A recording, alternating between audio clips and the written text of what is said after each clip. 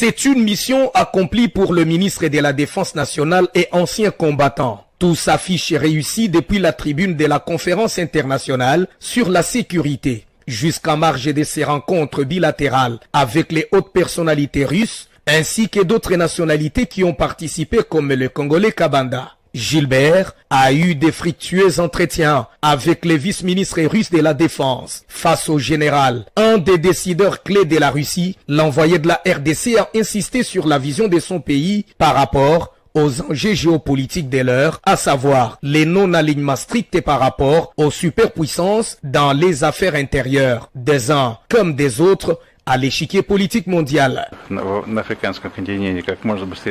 République démocratique du Congo, c'est un partenaire vraiment très important.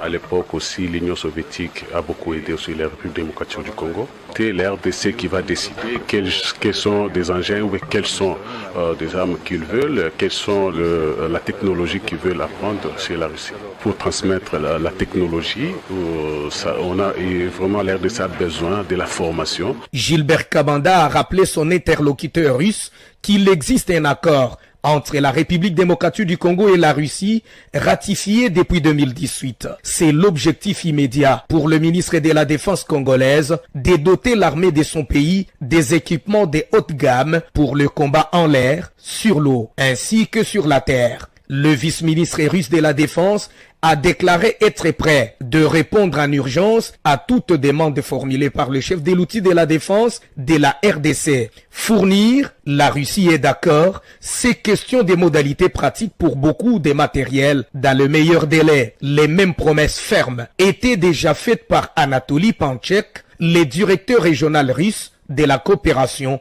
à Gilbert Kabanda.